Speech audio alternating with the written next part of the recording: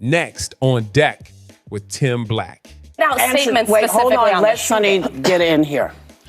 I mean, I agree with mostly everything that's been said. I mean, we know that, only about 31% of Americans trust our healthcare system. We have a terrible healthcare system. They were talking so much shit about Trump and his lawsuits in New York.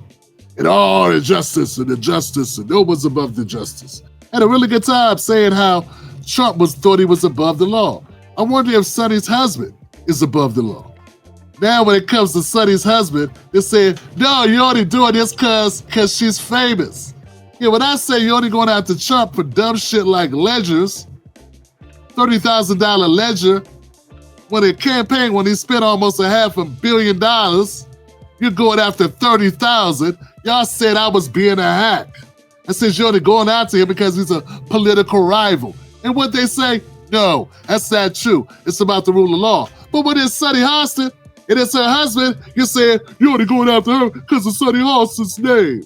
The one and only, The View, Sonny Hostin, speaks about accountability. Yeah, that's all you hear talk about. How we need to hold people accountable, hold people accountable, hold people accountable. And now it's her husband that needs to be held accountable. I wonder if she's going to change her tune.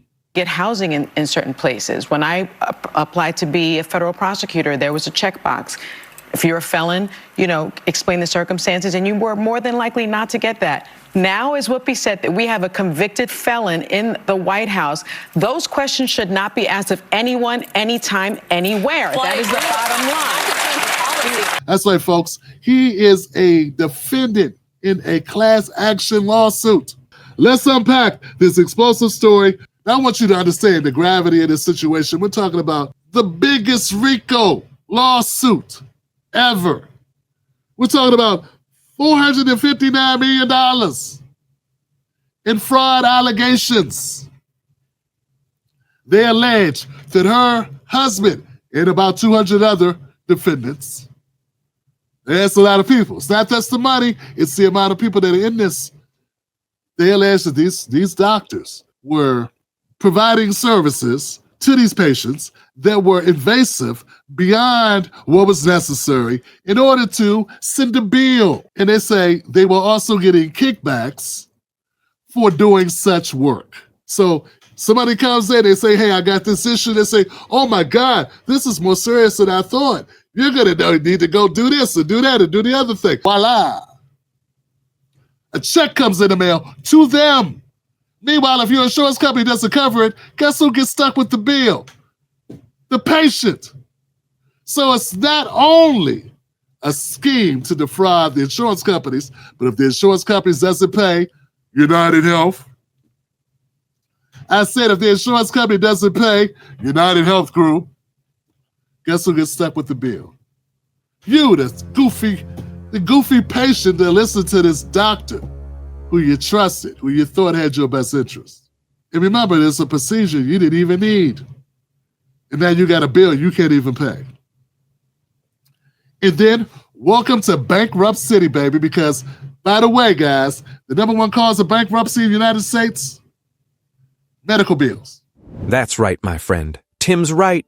Medical debt is the leading cause of bankruptcy in the United States. More people file bankruptcy for medical expenses than job loss, credit card debt, an out-of-control degenerate casino gambling addiction, or a conniving, backstabbing, hot woman half your age who burns through your savings.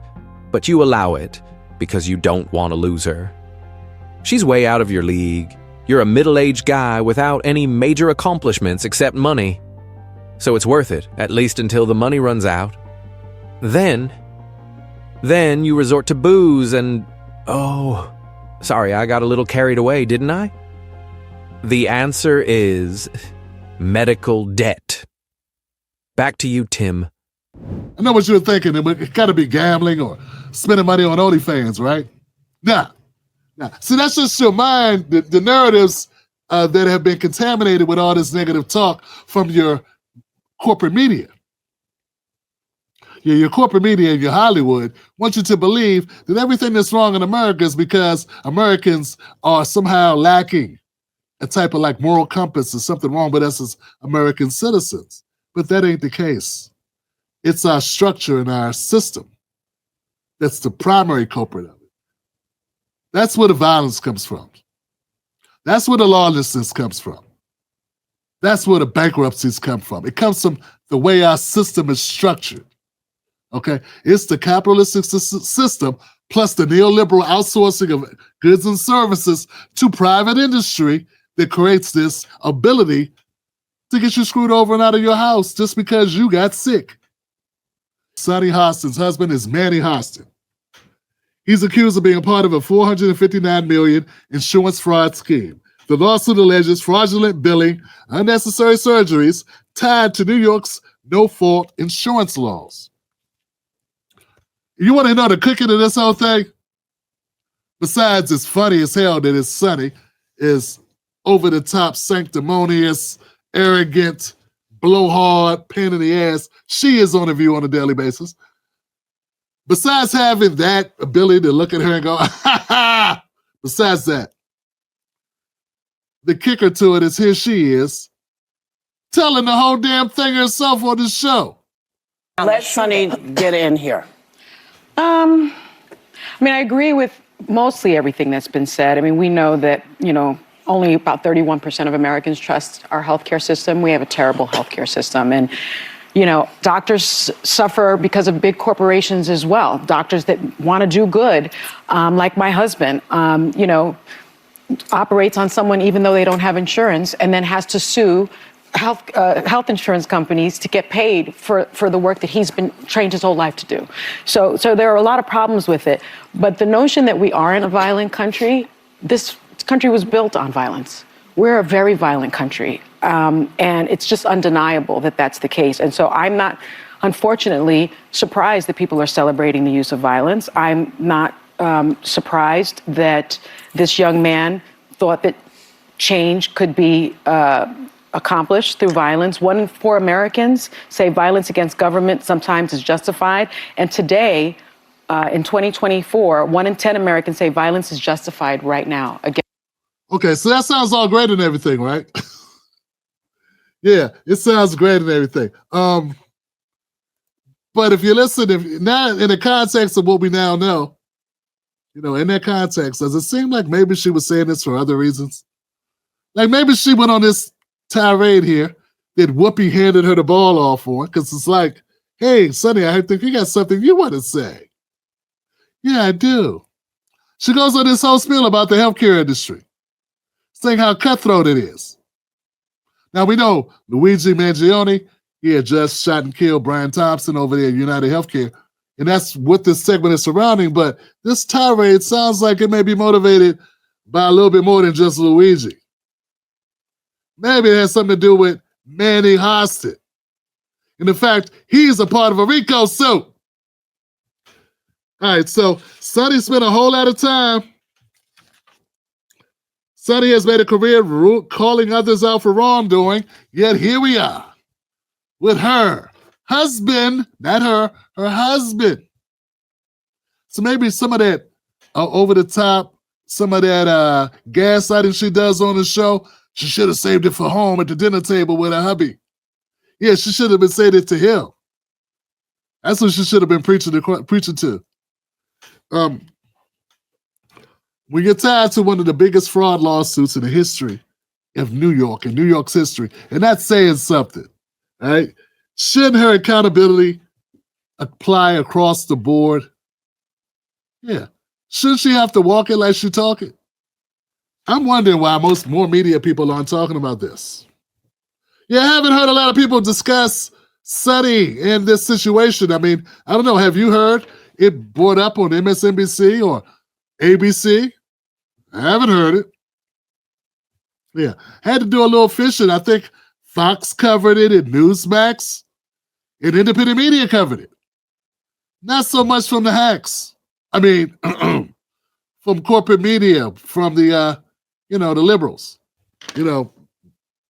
It's not crazy to consider maybe the Democrats, maybe media, maybe they're working together on stuff.